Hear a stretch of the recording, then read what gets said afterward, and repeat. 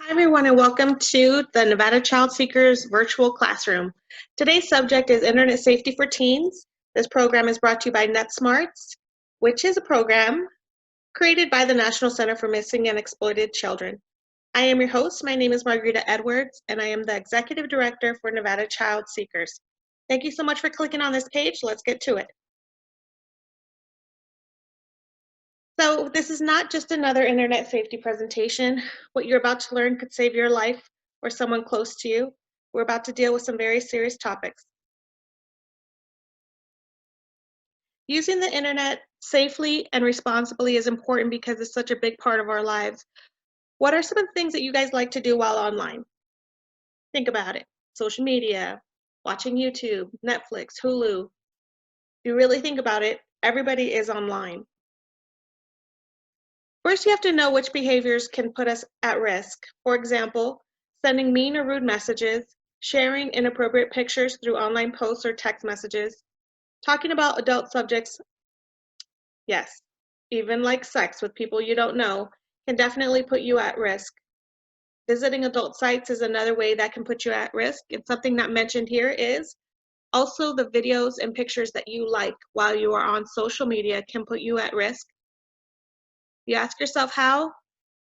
Predators are looking for kids online that are unsupervised by their parents.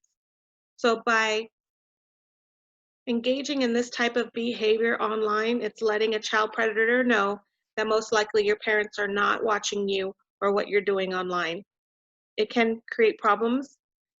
It can create predators stalking you, trying to lure you, and trying to hurt you. By now, you probably know there's some pretty crazy things online, and some of the things you don't want to see sometimes pop up. That's because of algorithms, random pop-ups, and other reasons. Just because you see it doesn't mean you should click on it. You should definitely report it. Inappropriate content like drinking and drug use, especially if it's underage, hate speech, lewd or offensive gestures, profanity, revealing or suggestive images such as child pornography, and even threats. Inappropriate content that should be reported.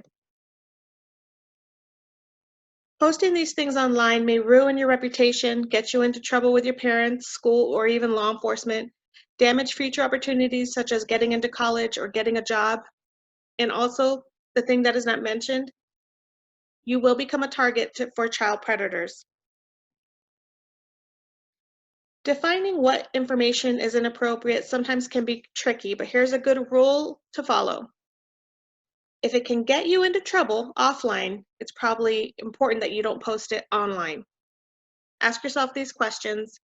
Who might I hurt? Will it offend somebody? Will it hurt someone's feelings? Do I like what this says about me? The whole world saw that post, what would they think about you? Those kinds of things you should definitely ask yourself. So there is such a thing as too much information.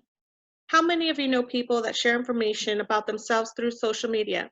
It's pretty much everyone, right? Even your parents. Facebook, Twitter, Instagram, Snapchat, TikTok. I mean, you name the app, it's definitely going to have some sort of personal information. Please avoid sharing personal information. The world does not need to know what school you go to. The world does not need to know your address. The world does not need to know your phone number.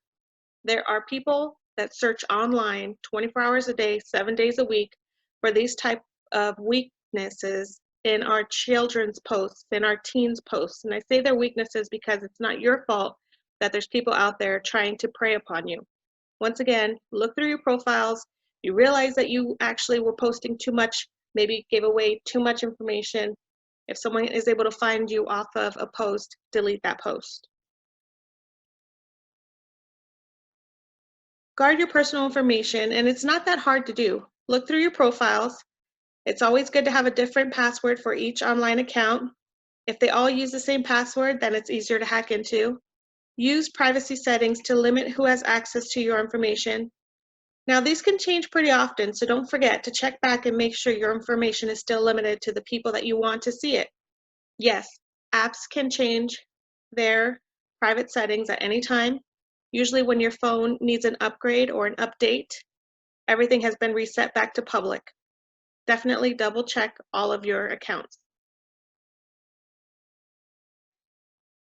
So, as suggested, these are a few privacy rules to live by. Have a different password for each account, use privacy settings, remember who you're friending, limit access to your location, look for the lock symbol or HTTPS when you are visiting a link or a website. Don't share your personal information and never share your passwords, not even with your best friends. Since this is an internet safety presentation for teens, we are going to talk about it. Sexting is one way that some teens share inappropriate information. Sexting is the sharing of nude or suggestive pictures and videos through text messages. Although some research suggests only 2.5% of teens are sexting, stories about it have been all over the news. You may even know people who have been asked to do it. Teens who get involved with sexting are usually joking around with friends, in a relationship where a girlfriend or boyfriend has asked for these pictures or video, flirting, or trying to impress someone online. Here's the deal. Any type of video or picture, even if it is self-created, that is exploiting or sexually suggestive or even nude is called child pornography. It is a federal crime to create child pornography, even if you are the person who has created it. The minute you send it to someone through an online medium, through your phone, through text, or maybe even a printed picture that you hand to somebody, that is a federal offense and distribution of child pornography. Don't do it. Once you send that out into the world, you have lost all control over who can see it. That boyfriend or girlfriend that asked for those pictures could easily share it with somebody else.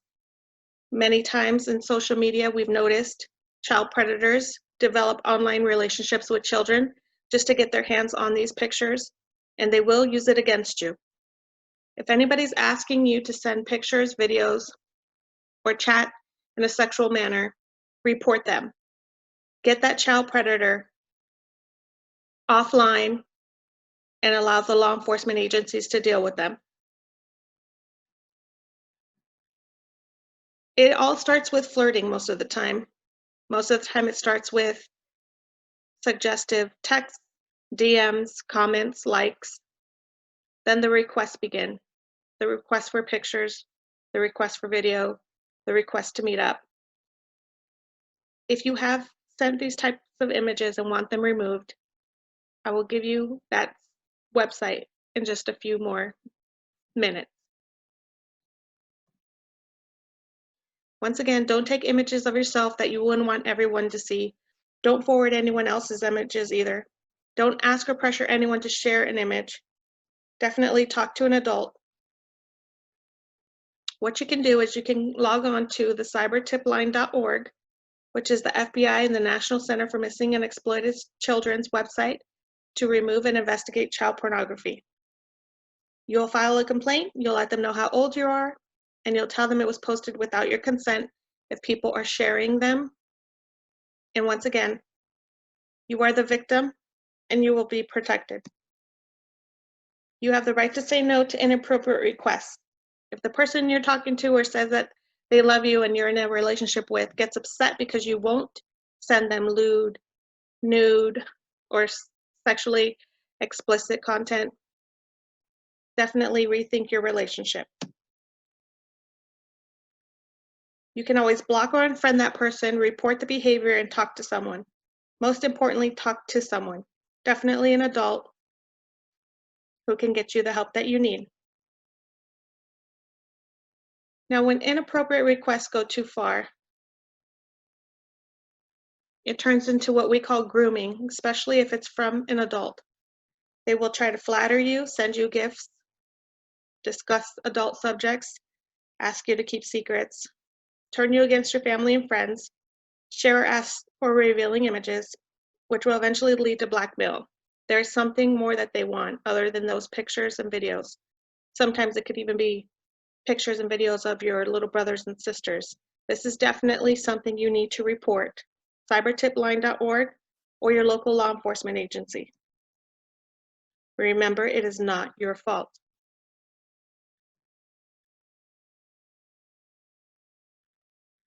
If the requests continue, we would definitely suggest that you block them and report them.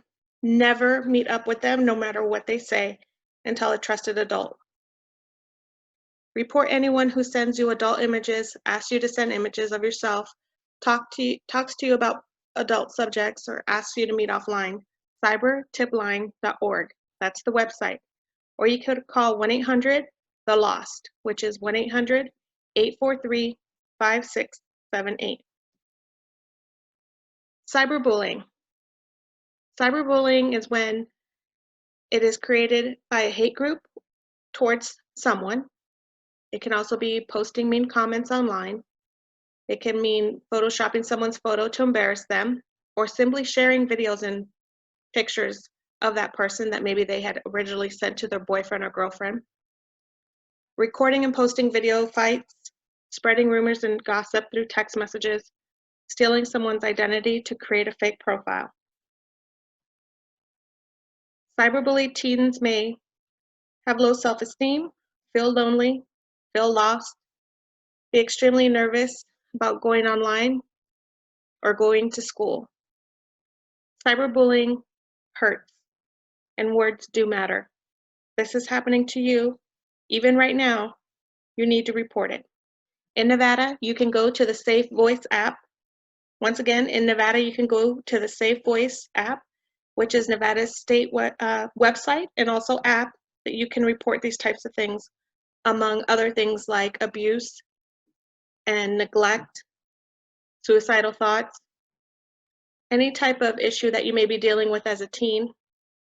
You can report it at the Nevada website. Remember, don't respond to the bully. Block the bully if you can from your accounts. Set up new accounts, but definitely make a report and tell an adult. Document what you see and when. Don't encourage bullying behavior. Don't participate just to fit in. Stand up for the victim. Please report it. Stand up against bullying. Bullies have their own issues going on.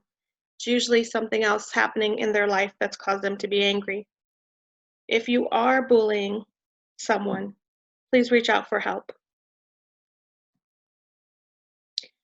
What we love about our teens is most of you are creating a positive online environment. The majority of you are careful about what you share. You don't bully and you don't encourage it.